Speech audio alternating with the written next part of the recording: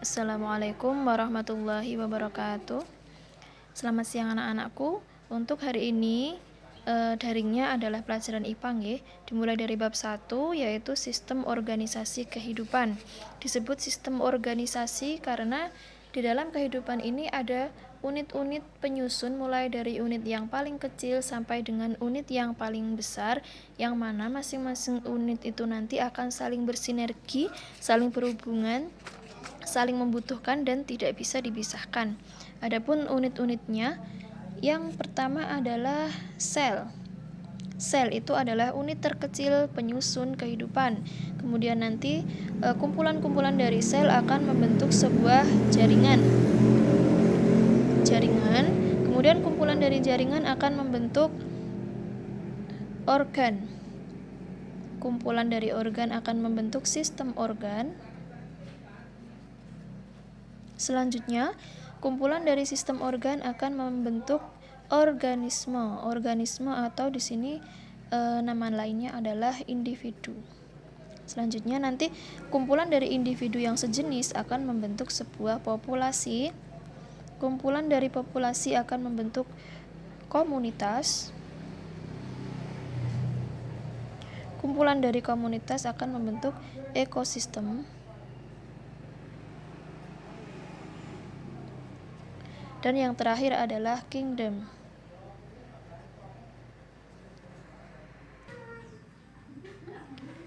Nah, untuk pembahasan yang pertama kita akan membahas tentang sel, di mana sel itu adalah unit terkecil penyusun kehidupan, penyusun makhluk hidup, yang mana ukuran dari sel itu sangat kecil nggih. Kita tidak bisa melihat dengan mata langsung tanpa menggunakan alat pembesar. Ukurannya adalah 1 sampai dengan 100 mikrometer, di mana 1 mikrometer itu sama dengan 1/1000 mm, jadi sangat kecil sekali. Selanjutnya struktur sel. Struktur sel itu dibagi menjadi 2, yaitu sel dengan struktur prokariotik dan yang kedua adalah sel dengan struktur eukariotik. Bedanya apa ini?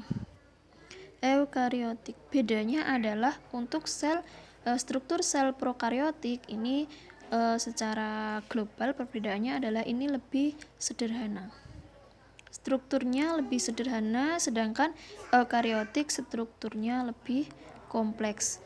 Lalu siapa yang memiliki struktur sel yang sederhana, siapa yang kompleks? Jadi yang memiliki struktur sel prokariotik atau sederhana ini adalah sejenis kingdom Monera. Sedangkan yang eukariotik ini adalah selain dari Monera, ada fungi, ada animalia, ada plantae. Kemudian selanjutnya ada macam-macam sel. Ini ada uniseluler, ada multiseluler. Jadi makhluk hidup multiseluler. Jadi makhluk hidup itu ada yang selnya uniseluler, ada yang multiseluler. Uniseluler berarti 1 sel. Kalau multiseluler banyak sel. Nah, kalian lihat ya, di halaman 5 itu ada struktur sel, contoh struktur sel yang sifatnya adalah prokariotik atau lebih sederhana. Jadi yang memiliki sel seperti ini adalah sejenis kingdom Monera. Ada bakteri, terus virus, ya, kuman dan sebagainya.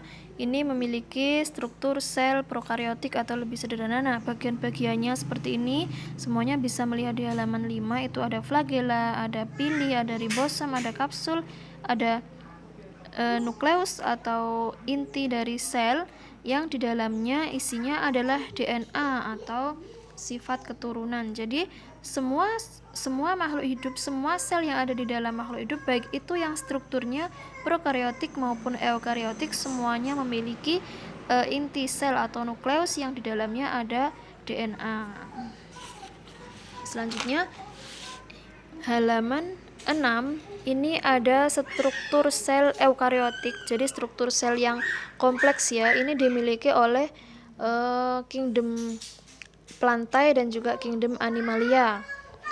Nah, ini ada dua struktur sel, ada struktur sel hewan dan struktur sel tumbuhan. Anak-anak bisa mengamati nggih, itu bagian-bagiannya. Nanti kita akan bahas masing-masing organel, ada dinding sel, ada bagian-bagiannya ya, ada dinding sel, ada membran sel, kemudian ada sitoplasma, di mana di dalam sitoplasma nanti ada organel-organel sel, ada nukleus, retikulum endoplasma atau RE, ribosom, badan Golgi, dan seterusnya. Baik, itu saja penjelasan dari Bu Afi hari ini. Kurang lebihnya mohon maaf. Wassalamualaikum warahmatullahi wabarakatuh.